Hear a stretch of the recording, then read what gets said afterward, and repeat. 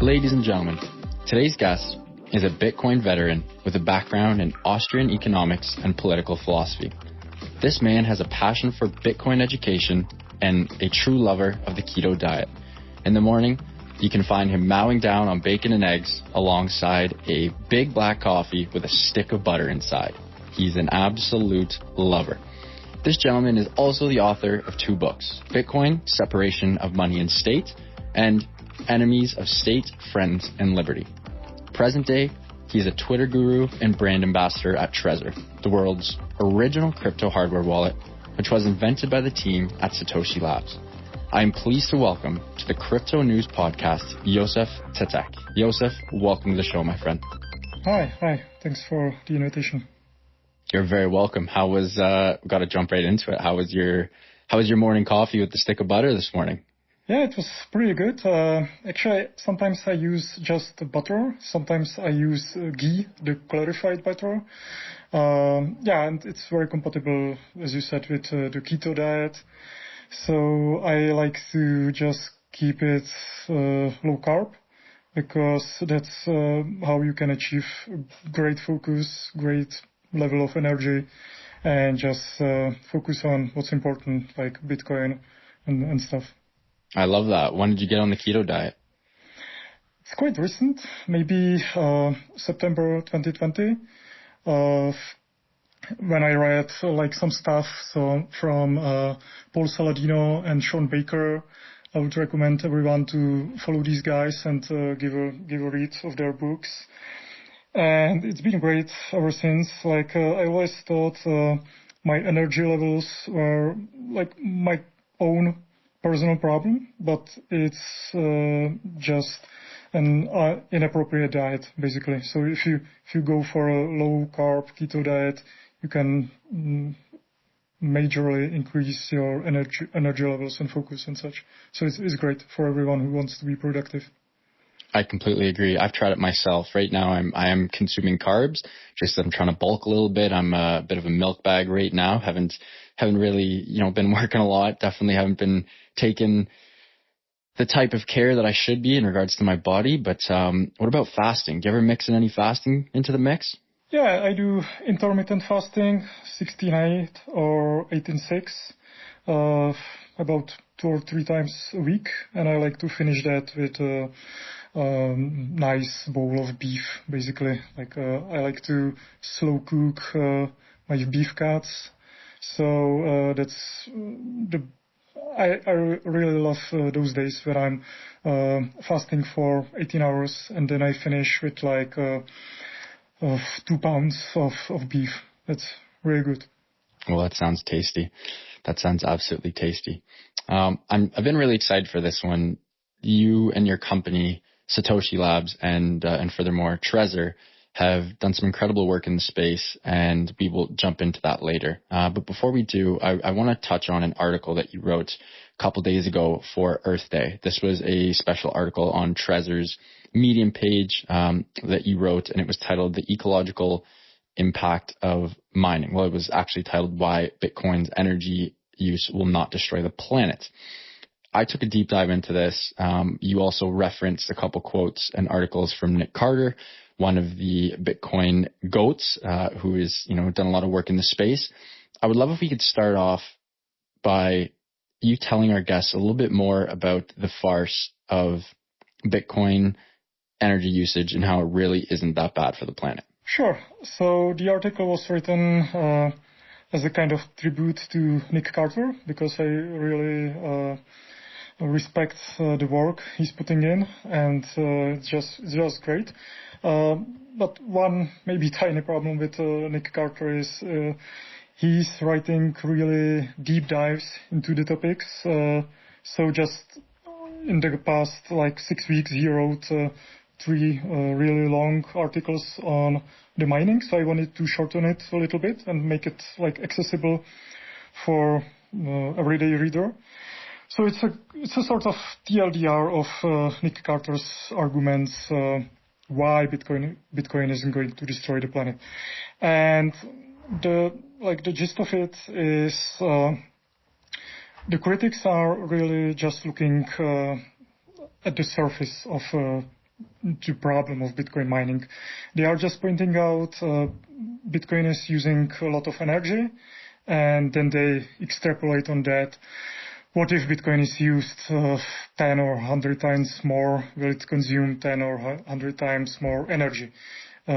Which is like the first error in their thinking, because you cannot actually extrapolate today's energy consumption to tomorrow's possible volume of transactions. Bitcoin just doesn't work like that. So as I say, you have to understand what you're extrapolating, and there is no per transaction energy cost in Bitcoin, because the energy cost comes from the blocks themselves. So that's one facet of it, and I think the most important thing about Bitcoin mining is Bitcoin miners are always looking for the cheapest source of energy. And the cheapest source of energy is an energy that would otherwise be wasted or unused. And if you look at like the real world, what the Bitcoin miners are doing is they are, for example, using natural gas at oil rigs, and using the natural gas that would otherwise be vented or flared as an energy source for Bitcoin miners. And actually, this is much more ecological if you use the natural gas in a combustion engine and use it as a source of energy, than flaring the gas or just venting it into the atmosphere, because natural gas is mostly methane. So it's real bad for the planet. And using it as a clean source of energy is much, much better. And Bitcoin is the greatest incentive to look for the ways to utilize these stranded sources of energy. So basically, you have to just understand what you are talking about when it comes to Bitcoin mining, and you have to look at the real-world data to understand how Bitcoin actually affects ecology. Can you take a little deep dive into the difference of on-grid energy versus off-grid energy? Yeah, so the on-grid energy, let's say there's a power plant that's connected to the national grid. So that's cool. But sometimes there's a mismatch between the supply and demand for energy. This can happen with fossil fuel power plants, like coal power plants, or it can happen with renewables. So if the demand is low, you cannot actually shut off the power plant fast. Or if the production is high, with renewables, when the wind is blowing or the sun is shining or there's the rain season in China, you have to curtail these sources of energy, so it goes to waste. So basically, and the problem also with on-grid energy is if you are in some remote location, it's expensive to send the energy to some faraway population center. And this is what's basically happening in China, and why Bitcoin mining is still so concentrated in China, because in the provinces where Bitcoin is mined, mostly in China, they have these large power sources which are underutilized. So the energy in there is pretty cheap, and Bitcoin miners are increasing the efficiency of energy production, because they are taking the overproduction of So, and the off-grid energy is basically the stranded energy. That's, for example, the natural gas at oil rigs, which would otherwise be flared or vented. Thank you for that. And how does a country like the United States of America, or a continent like Europe, or a country like Canada, how would one of those get a leg up and really try to make some move in the space and catch up to China in regards to the Bitcoin mining that they're doing at the moment? Is that possible? I think it's already happening. I've seen some numbers on who are the biggest clients for new ASIC chips. And although it's still mostly produced in China, the ASICs, the biggest clients are in, I think, North America. So it's already happening. And there are like multiple cooperatives emerging where the energy producers, like local power plants, are entering partnerships with Bitcoin miners because they see this potential for increased efficiency of energy production. So this is already happening. And since Europe is moving for the renewables in the coming decade, and it's already been happening, Bitcoin mining is something that can really help there, because renewables have the problem with unpredictable production, basically, that can easily overshoot the demand, and Bitcoin miners can help with that. They can consume the energy when the energy is cheap, when it's overproduced. Wow, I never really thought about it that way. That's really thought-provoking. A couple more questions on the topic of Bitcoin mining and Bitcoin's energy use before we jump into the bread and butter being Satoshi Labs and the Trezor wallet.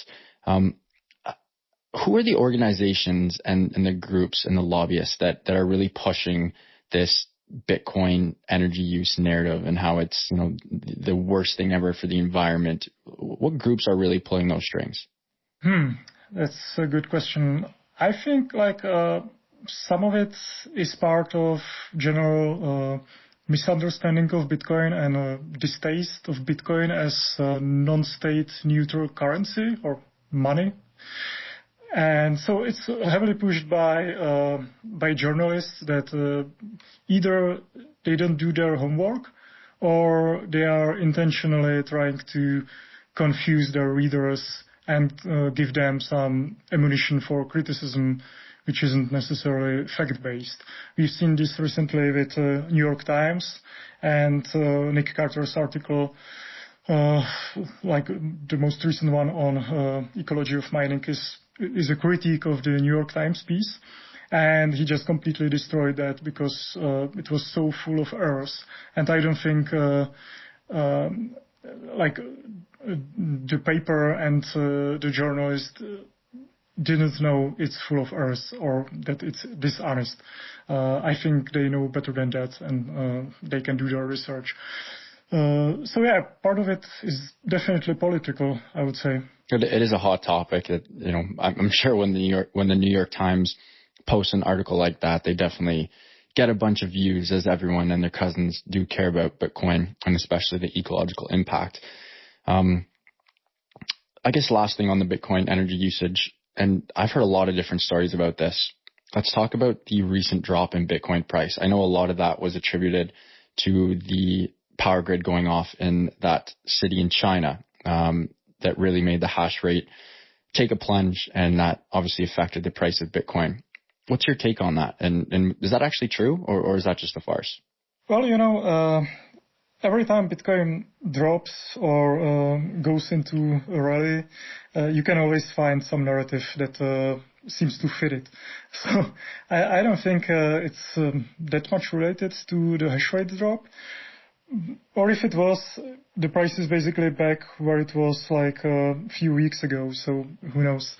Well, I think like the hash rate drop was a good experiment. Somebody described it as a natural experiment, which fits quite nicely.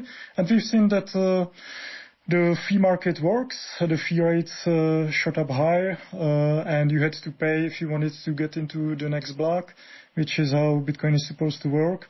And the incentive for the miners to rejoin or start up their new miners was much higher back then.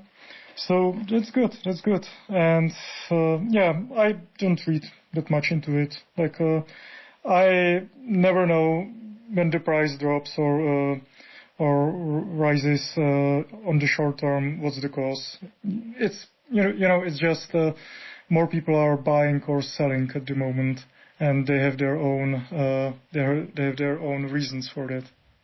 Right. Interesting. I really want to talk about Trezor and Satoshi Labs as a whole.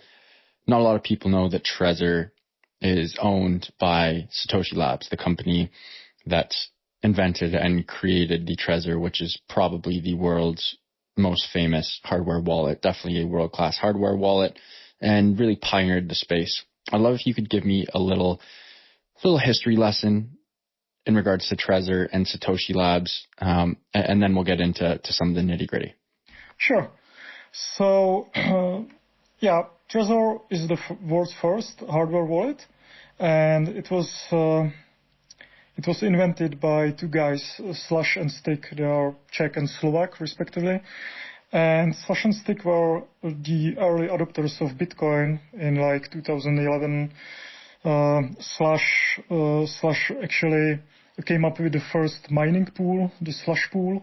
So he's like a double inventor. He invented the pooled mining and later on the Trezor. And Slash and Stick were basically trying to solve the common problem because they were evangelizing Bitcoin to their friends early on in like these years, 2011, 2012. And they found out there's no existing infrastructure for Bitcoin safekeeping if you are like a non-technical guy.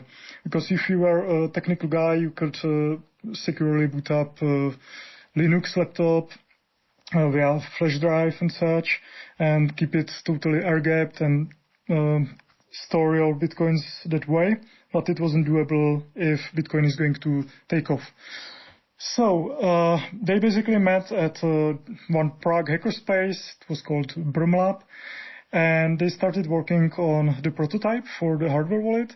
And one of the goals was the hardware wallet had to be like a standalone device that should be usable by non-technical guys and girls, and it also should be affordable, like it shouldn't be $1,000 or something. So like usable security has always been the goal for Trezor. And the first prototype was announced in 2012 on the Bitcoin Talk forum. Later in 2013 there was crowdfunding for the wallet, and first Trezors were sent to consumers also in 2013. One interesting thing maybe about Trezor and Satoshi Labs is it's completely privately owned by Slash and Stick, and there were never any venture capital investors, which allowed the founders to keep true to their vision, to build the Trezor hardware wallet in an open source manner, and to make it usable and secure for everybody. Did the founders ever think that they would be pioneering the whole hardware wallet space, or was this just like we're going to do this for the people, as this is definitely a problem and we have the solution to this problem? But did they ever think that they would be pioneering a whole industry? Well, I can't really talk for them, but from what I know, they were hoping someone else would actually invent the hardware wallet and they could just use it, because Slash was focusing on the Slash pool. And, there were just early Bitcoiners who wanted to do some other Bitcoin stuff. But since nobody was going to do that, they had to solve the problem they were facing.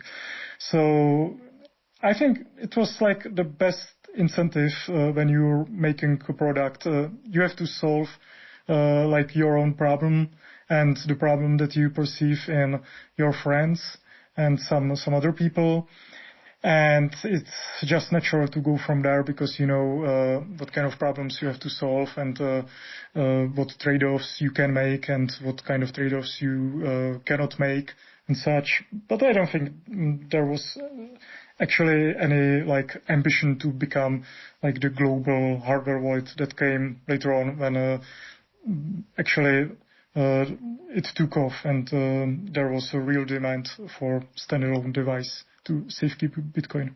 It's so cool now when you look at the Trezor and you see how many coins there are. I believe there are 1,000+ coins that you can hold on a Trezor, which is absolute crazy. You have the monochrome display, you have the full color touch screen, you have the pin entry, the seed phrase, the device recovery, the whole 9 yards. It literally has everything you could ask for. I understand that Trezor is also releasing the Trezor Suite along with a whole bunch of main features. Now, this may be under the table, but can you tell me about any of those? Sure.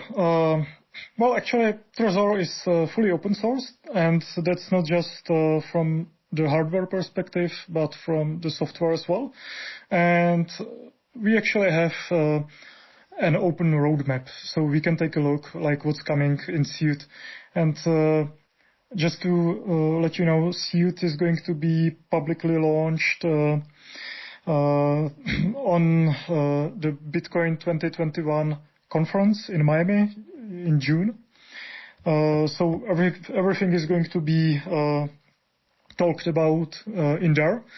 But the most interesting features of the Suite are, which should be launched this year, are the child pays for parent feature, which is very important if we are facing higher fees nowadays. Coin control should be also part of the Suite later this year, which means you can select your UTXOs for spending, which is very good from the privacy perspective. Suite also will come with Bitcoin full node capability, because now you could of course connect your Trezor to your own full node, but like through Electrum, let's say, not through the native app. But Suite is going to come with the full node capability, and most users are probably going to use the pruned full node. CoinJoin is also on the roadmap, and the Android mobile app should also be a part of that. And that's it's quite important to launch our own Android mobile app, because right now there are many fake phishing apps on the Google Play Store, and we are of course fighting against that, but it's still a problem with these phishing apps. So we have to launch our own and just communicate it clearly what is safe and what isn't safe. For now, there is no official Trezor mobile app that should be set, definitely. Folks, you heard him. Definitely take a look at the upcoming updates to the Trezor Suite. We are going to take a quick break. This episode is brought to you by our dear friends at CoinPoker, the world's premier crypto poker platform. CoinPoker is a revolutionary blockchain technology-based platform that was developed by an ambitious team of poker players. CoinPoker uses USDT stablecoin as the main in-game currency and CHP as in-game fuel, offering all benefits of the crypto world alongside. CoinPoker also features instant and secure transactions using USDT, Ethereum, Bitcoin, or CHP tokens, and no KYC. You heard that right, no KYC. CoinPoker users get huge promotions as they give away thousands in fiat each week. CHP is the currency of the CoinPoker economy, providing players with exclusive benefits and supports future developments delivered to the CoinPoker community. My favorite part about CoinPoker is the mobile app. When I'm on the go, I whip out my phone and play a couple hands of Texas Hold'em or bet on sports. They have an amazing sportsbook, really clean spreads, very clean UX, and an overall great time. If you'd like to check them out, go to coinpoker.com and give them a try. Now back to the show.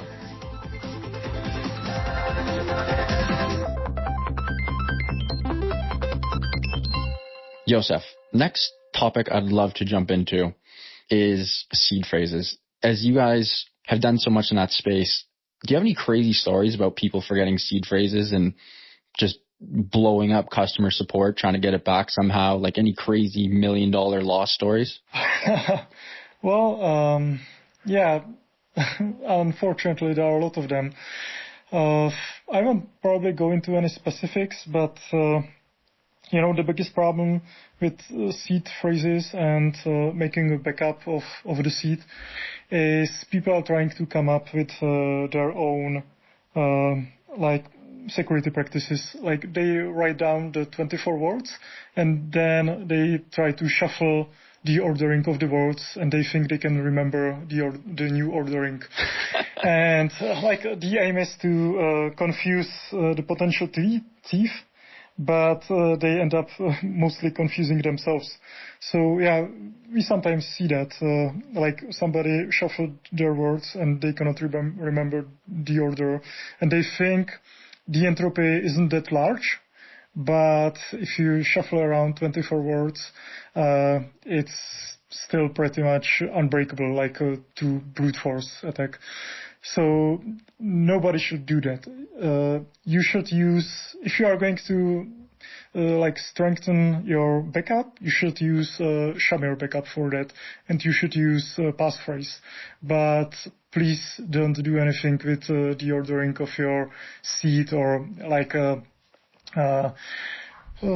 miss some of the words or something, like you write down just 23 words or something, but you are not going to remember the 24th. This could be still brute forceable, but still will be a problem for you to access your Bitcoin that way. Yeah, so just follow the best practices, what we are recommending, and use Shamir backup, use the passphrase. Me personally, I have mine written down in a couple different notebooks.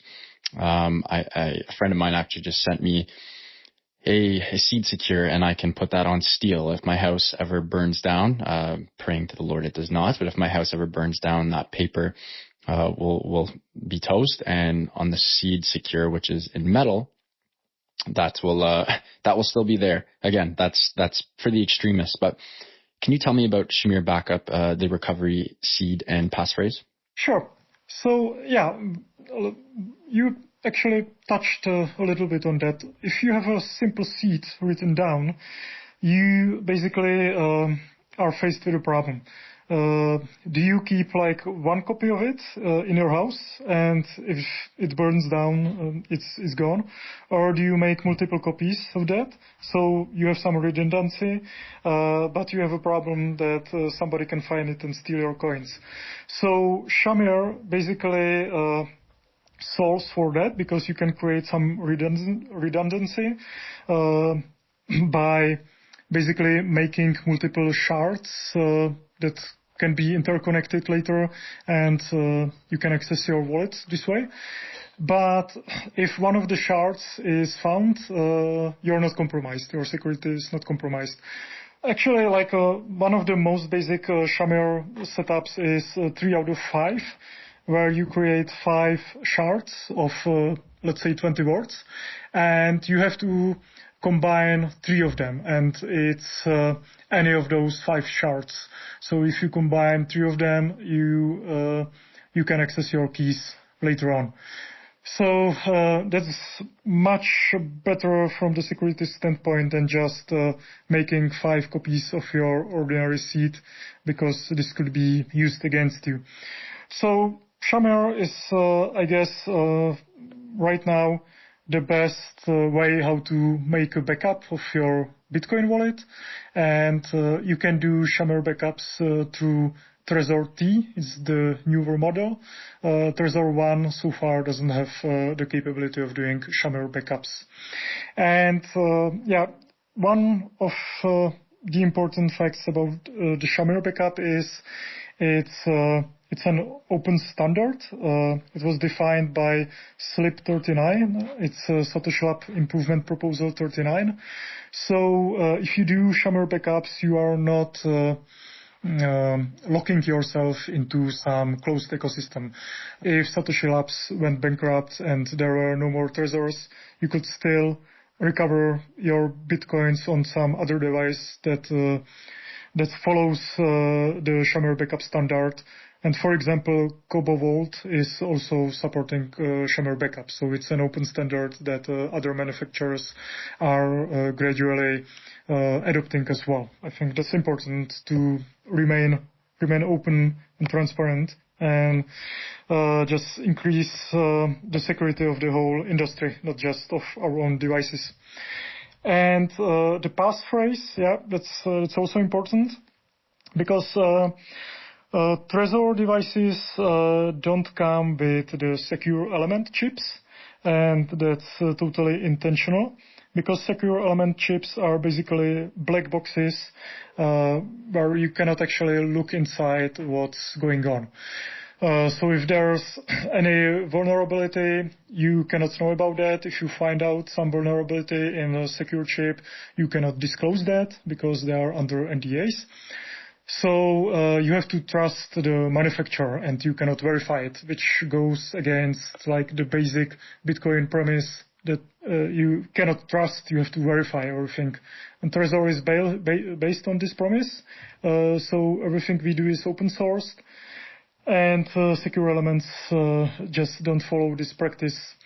So instead of secure element, we have the passphrase, because in the edge case, when somebody accesses your Trezor under like very special circumstances with a high budget, they could access your seed on the device. But if you have the passphrase, that is not stored on the device. It's basically your password for managing the pathway to the private keys that unlock your Bitcoins or your cryptocurrencies. So passphrase, since it's not stored on the device, is like the second level of protection for the physical attacks. Good to know.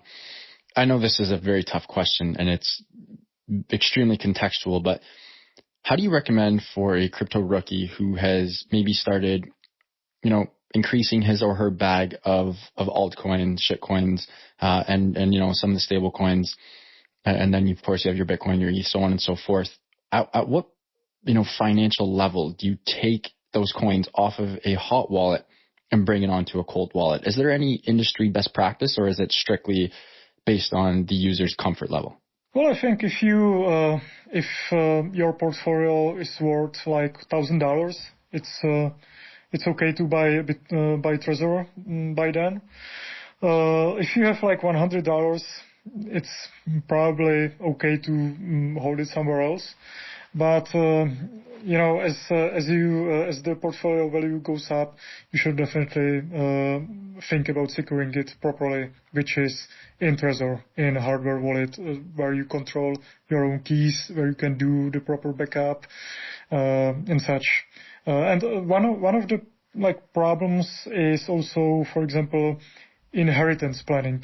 If you hold a large bag on some exchange or on some software wallet and something happens to you, probably your family won't be able to access your bag. I would say it's something that people don't think about that much, because usually they're young and healthy and everything. But it's a problem with Bitcoin and cryptocurrencies, because you just have to have the access to those private keys, and if you don't write like a concrete guide for your loved ones, and I think Shamir is a good fit for that, then they simply won't have an access to that. Yep.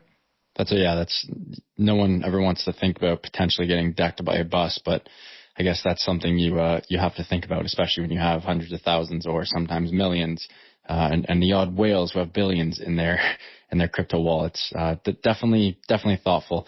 I'd love to move forward and talk about CBDCs, central bank digital currencies. I know you've written a couple pieces on this and talked about this. You have a very interesting take on CBDCs. It seems like the industry is almost split in half. A lot of people think it's great for Bitcoin, Ethereum, and the bigger boys, and a lot of people think that it might cause a little bit of a shit show. I'd love to hear your take on that. Yeah, well, CBDCs probably are good for Bitcoin, but they are definitely not good for liberty and private property, because if we take a look at what are the proposals, especially in China, where if you had this retail CBDC that ordinary people would earn and spend, it can come with an expiration date.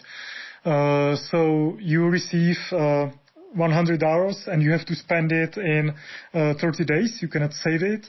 You cannot repay your debts with it. You cannot invest it. You just have to spend it on some stupid shit like some consumption and such. And if you like have bigger problems than that, if you have to save up or repay your debts, it's just a crazy amount of social engineering. And the other proposal that's like advocated as like CBDCs are going to be programmable, so we can do like any type of monetary policy stuff with it. But this just means social engineering. And another type of that is that CBDCs would be just sector specific, meaning you wouldn't be able to like buy Bitcoin with the stimulus or pay down your debt with the stimulus. You would be only able to, for example, buy groceries with the stimulus. And like that's interesting because with that approach, fiat money is actually losing the property of money. Like it's universally accepted, it's fungible and such. So if CBDCs are introduced in these like dystopian kind of ways, it's like I say, it's then good for Bitcoin because Bitcoin's monetary qualities are heavily accented by that. But it would be very bad for like ordinary people that have to earn their wage, that have to get some kind of welfare from the state, maybe because the state prohibits them from working, like through some COVID policies. So it's really like dystopian. But there are basically two types of CBDCs. There's the wholesale CBDC, which would replace the bank reserves with the central banks. And that's not really disruptive and not really interesting, I think. And then there's the retail CBDC, which would actually replace coins and notes and bank accounts. It would basically disintermediate commercial banks. So it would probably be a heavy blow for the banking sector. And we should be afraid of like the monetary shenanigans that would come with that. Like what I said, basically the central bank could do anything with your money and it wouldn't be your money anymore. That's again, wow. I've never really heard of the whole wholesale versus retail aspect of that before. Another thing, touching on the inflation point, and I know you're a big advocate of this, is the sort of low-key inflation that's happening all over the world, especially in the States. Right now I'm in Florida, and even just being here back in January and being here now in end of April, the price of everything has very quickly gone up. The price of, toilet paper, paper towel, bananas, apples, you name it, the everyday things are going up by cents, and the quantity is going down. Besides Bitcoin and a couple other cryptocurrencies, what do you recommend for the average consumer to sort of hedge inflation? Yeah, well, one important feature of inflation is rising prices are just one of the possible ways how inflation can basically happen. The other possibility is the shrinkflation. As you mentioned, like toilet papers have fewer, I don't know how to say it, like fewer shards. Fewer pieces, less shitter tickets, yeah. Yeah.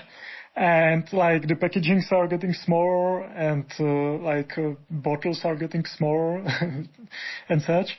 So that's shrinkflation, and it's actually preferable by the manufacturers to keep the retail price and just shrink the packaging and shrink the contents.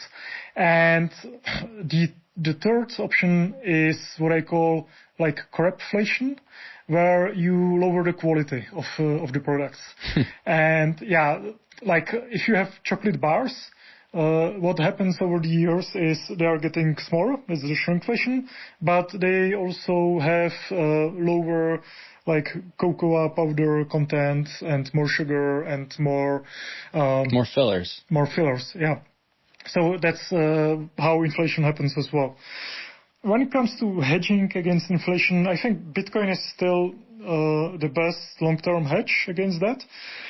And what's also good is having the skill set, not being a total corporate slave wage, because you can find out that you're redundant and replaceable. And that's the other problem with the pressure to increase the minimum wages and making the labor laws more hard to follow by the manufacturers, that people are getting priced out from the market by the robots or some software solutions and such. So you should always build a unique skill set. And as Andreas Antonopoulos said, you should invest in education, not speculation. You should view Bitcoin as a hedge against inflation, as a long-term savings, not as a speculative instrument for some short-term gain. And besides that, besides saving in Bitcoin, you should just build your own unique skill set. I love that line. Invest in education over inflation. I don't think I've ever heard that. You got to patent that bad boy. Yeah, over speculation. Yeah. Invest in education over speculation. That was it. I love that. Josef, this has been incredible. A couple more rapid fire questions before we finish up here. What is going to happen first? Bitcoin at 100K or Ethereum at 5K? I would go with Bitcoin. Bitcoin at 100K. And when will Bitcoin hit 100K? Well, it can be next month, or it can be a year from now. Well, I don't like these short-term price predictions. It's going to get there. And I think Bitcoin is going to reach the gold market cap parity, which is 600K, I think, right now. And in today's world, it's absurd to think Bitcoin should be priced lower than gold, because Bitcoin has much better monetary qualities than gold, and all the gold has going for it is basically the Lindy effect, that it's been used for thousands of years, but Bitcoin is much better as money. So it's going to happen, but you should be happy if Bitcoin falls, because then you can stack more sats, and that's good for your future. Yeah. So just be patient and stack sats and be productive in the meantime. Which of the G20 countries will be the first to adopt a CBDC? That's a tough one. I don't know, if China is in the G20. If yes, it's going to be China. If not, well, maybe it could be someone like UK. Because they are not the part of Eurozone. I think things are going to move slowly in the Eurozone. I think it's going to move slowly for United States as well. Recently, I've seen an interesting paper from Swiss National Bank that's written by David Chaum, the grandfather of cryptocurrencies. So that's a pretty solid paper, and compared to most CBDC proposals, it's not built on blockchain, and it comes with strong privacy features. So it would be very good if this CBDC would be the one to be launched and to be an example for the other ones. Yeah, so it's going to be China, I think. From the major countries, it's going to be China. Nice. And last question before you go. Will you be at the Bitcoin conference in Miami in a month or so? I'm not going to be there personally, but two other guys from Satoshi Labs from Trezor should be there to introduce and launch the Trezor suite. And they are basically the product owners of the suite, so they are much more appropriate to talk about the features in there. And so hopefully they'll be able to attend in person. It's kind of hard to travel overseas right now, but hopefully they'll sort it out and be there. Yeah. Josef, this has been incredible. I really appreciate your time. I learned a lot in this episode, and I'm sure our guests did as well. Thank you so much for coming on. Before we let you go, could you please let us know where we can find you and Trezor and Satoshi Labs on socials? Sure. So Trezor is at Trezor on the Twitter. I can be found as Josef also on Twitter. And our main form of communication with people is through newsletter, where you can always find the latest features and firmware updates and such. And you can also find everything on blog.trezor.io. Awesome. Josef, thank you so much. Folks, I hope you enjoyed this episode. This was an absolute treat. And Josef, thank you so much for jumping on. Hopefully we can have you on for round 2 shortly. Thank you. Yeah, it was great. Folks, this was the Crypto News Podcast. Thank you for tuning in as always. If you enjoyed listening to this episode, please give us a follow, subscribe to our channels on Apple Podcasts, Spotify Podcasts, and I just want to give a big shout out, a big thank you to our team, the whole team at Crypto News. Everyone has been absolutely crushing it. Couldn't do this without you. And more importantly, our incredible sound guy, Eustace, who crushes this every single time. The jingle, the cleanup, couldn't do it without him. Eustace, you're the man. Appreciate you. Folks, hope you enjoyed listening to this. And again, we are the Crypto News Podcast. You can find more about us at cryptonews.com, and on all socials, we are Crypto News. Thanks again. Hope you have a wonderful day, and we will keep in touch. All the best.